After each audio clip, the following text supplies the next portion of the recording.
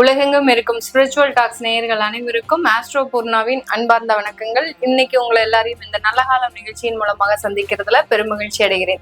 இன்னைக்கு நம்ம பார்க்கக்கூடிய சிறப்பு பலன்கள் மே மாத பலன்கள்.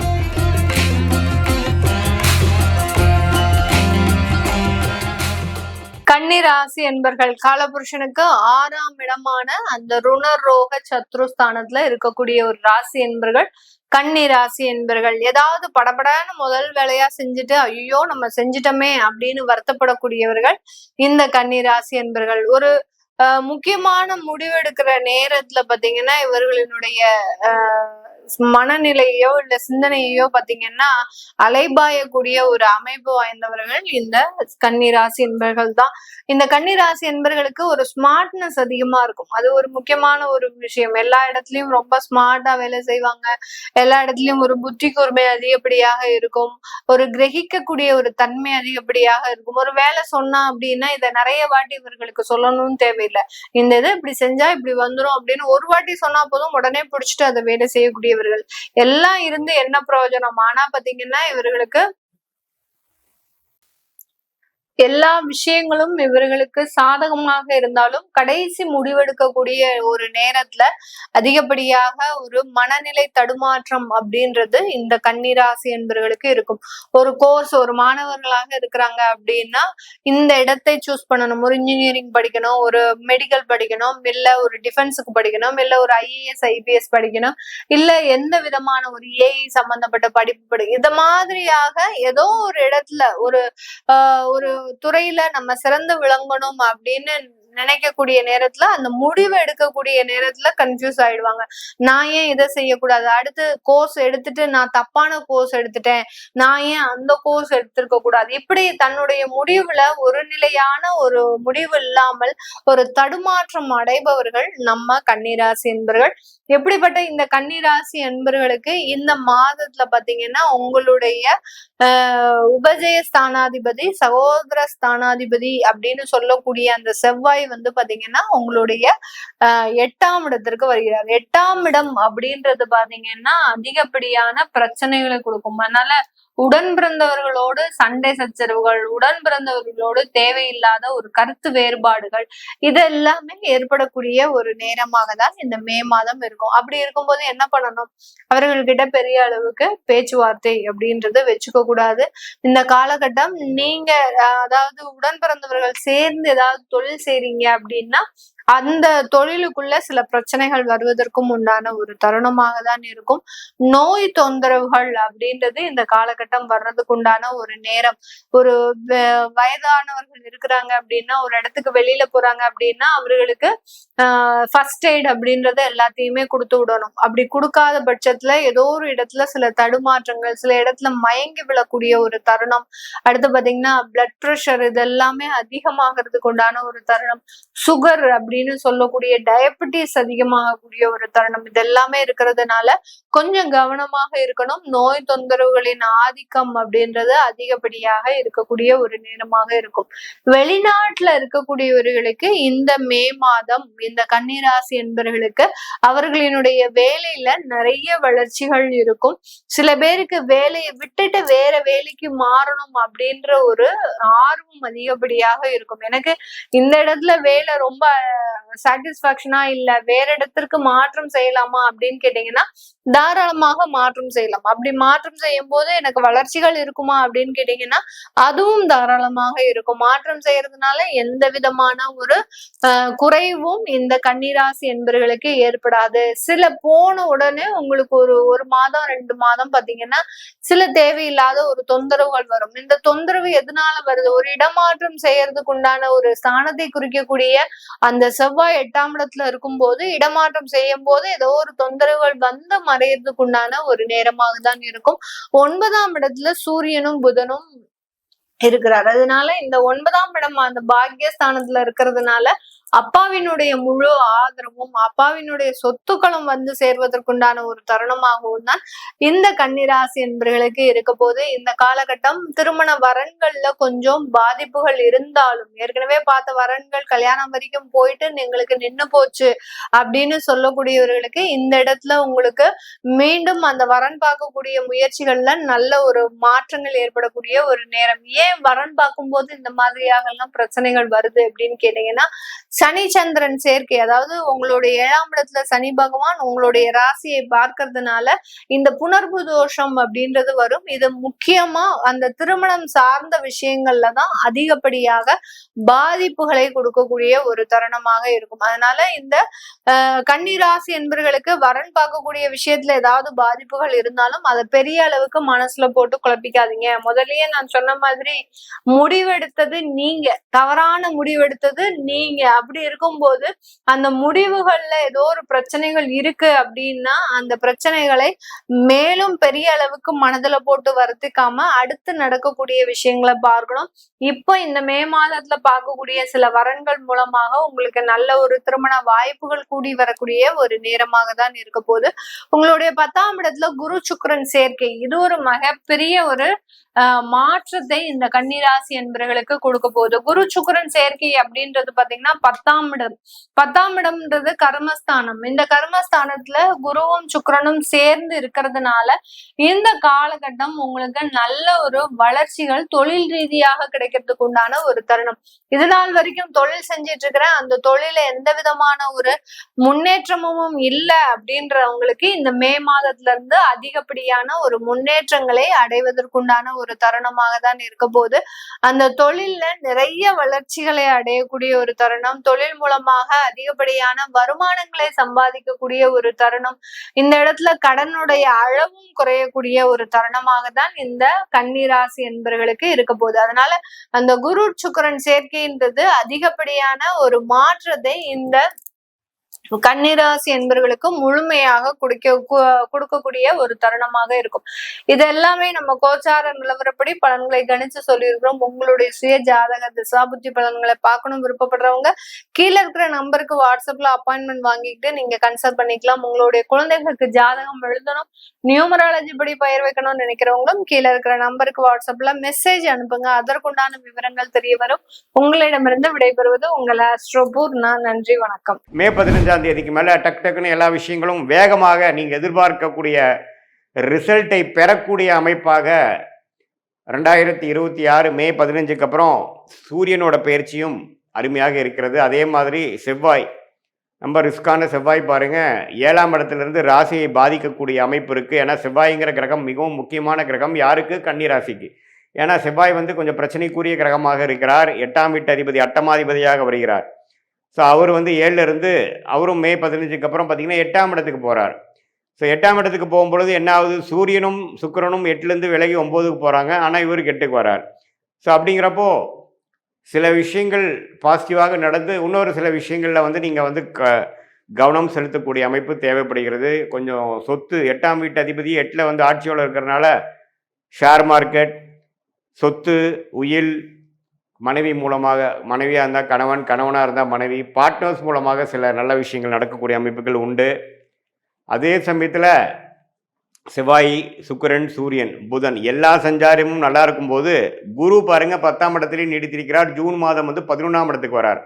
ஸோ 11ஆம் இடத்துக்கு குரு வருவது அருமையான விஷயம். ஏன்னா 11ஆம் இடத்துல கடகத்தில் உச்சம் பெற்று லாபத்தை கொடுக்க போகிறார் கன்னிராசிக்காரர்களுக்கு. ஸோ அதுக்கு வேணுங்கிற மிக முக்கியமான சில ஃபவுண்டேஷனான விஷயங்கள், அடிப்படையான விஷயங்களை எல்லாம் கண்டிப்பாக மே 15க்கு மேலே சில ஆரம்பகட்ட அமைப்புகளை தரக்கூடிய நிலைமையில் கன்னிராசிக்காரர்களுக்கு கிரக அமைப்புகள் இருக்கிறது.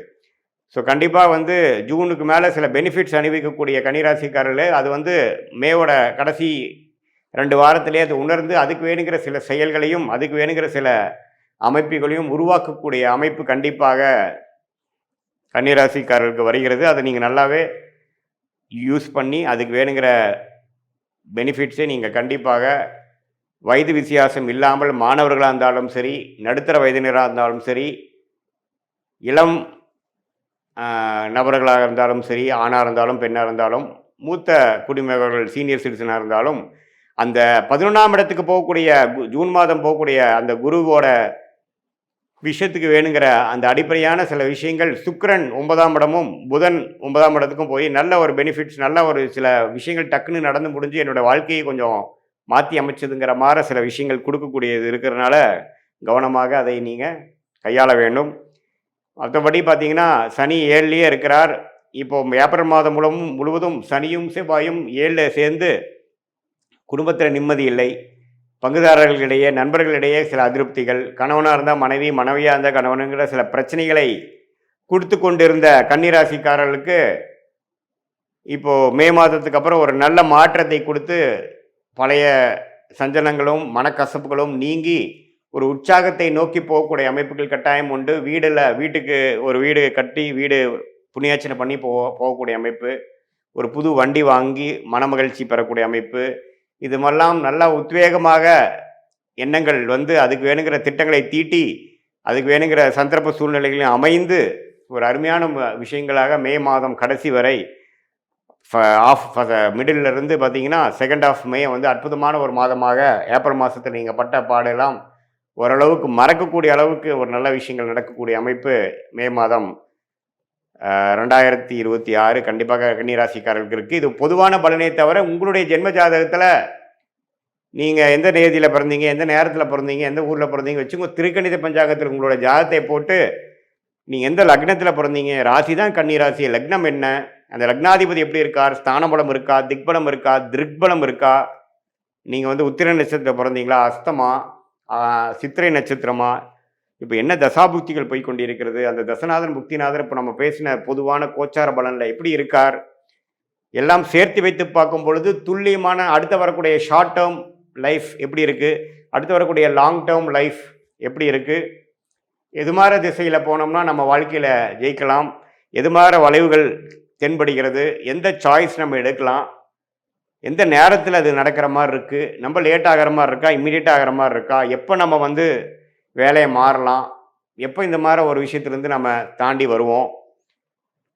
அதே மாதிரி கல்யாண விஷயங்கள், குழந்தை பேர் விஷயங்கள், தொழில் விஷயங்கள், தொழில் முன்னேற்றங்கள், வேலை மாற்றங்கள், எது மாதிரி துறையில் போகலாம், புதுசாக ஒரு பிஸ்னஸ் ஆரம்பிக்கிறது, வெளிநாடு எப்போ போகிறோம், படிப்பு, மேற்படிப்பு, கல்யாணம், காதல் திருமணம், அரேஞ்ச் மேரேஜ், இது மாதிரி எல்லா விஷயங்களும் பார்த்திங்கன்னா இந்திய வேத ஜோதிடத்தின் அடிப்படையான அந்த ஒளி தத்துவம் மூலமாக அறிவியல் சார்ந்த முறையில் ஒரு அற்புதமான ஒரு சாஸ்திரமாக இந்திய வேத ஜோதிட அடிப்படையான சயின்டிஃபிக் வேதிக் அஸ்ட்ராலஜி இருக்குது. அது மூலமாக நாம் மிகைப்படுத்தாமல் தேவையற்ற விஷயத்துக்குள்ளே போகாமல் ஒரு கிரகமும் ஒரு மாதிரி இருந்தால் நம்மளுடைய போன ஜென்ம பிறவி கர்மா எப்படி செயல்படுகிறது, எது மாதிரி தாக்கத்தை நமக்கு கொடுக்க போகிறது, பாஸ்ட் லைஃப் எப்படி இருந்தது, இப்போ ப்ரெசண்ட் எப்படி போயிட்டுருக்கு, அடுத்து வரக்கூடிய இமீடியட் ஃப்யூச்சர் எப்படி இருக்குது, நம்ம எது மாதிரி சாய்ஸ் நமக்கு இருக்குது, எது எடுக்கிறது நல்லது, ஒரே கன்ஃபியூஷனாக இருக்குது, டைமிங் மிஸ் ஆயிருமோன்னு பயமாக இருக்குது, எந்த டைம் நமக்கு நல்லா இருக்குது,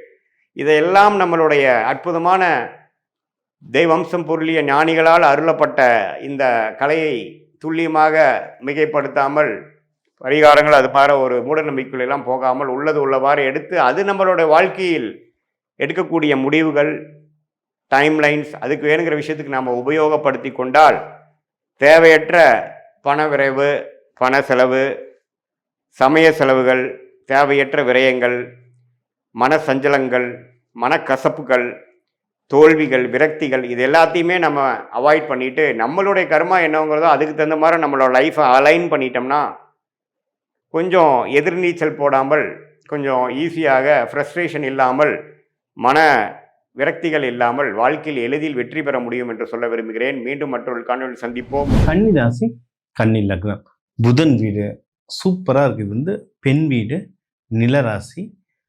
டைம் அவ்வளோ சூப்பராக இருக்கும். நம்மளை சுற்றி தான் நிறைய நல்ல விஷயம் நடக்குது. இதை வந்து கன்னி ராசி கேட்கும்போது அப்படியே சோகமாக கேட்டுட்டு இருப்பாங்க. ஏன்னா டல்லாக இருப்பாங்க. ஒரு பாதி மயக்கத்திலேயே இருக்கும் கன்னி ராசி. ஒரு வருஷமாகவே அப்படி தான் இருக்கிறாங்க. என்னன்னா சனி பகவான் 7ஆம் பார்வையாக பார்க்கறதுனால மந்தமாகவே இருப்பாங்க. யார் எது சொன்னாலும் நம்ப மாட்டாங்க.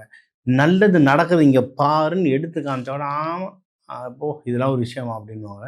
ஆனால் அவங்கள சுற்றி தான் நல்லதாக நடந்துட்டுருக்கும். அவங்க வந்து ஏற்றுக்கிற மனநிலையில இல்லை கன்னி.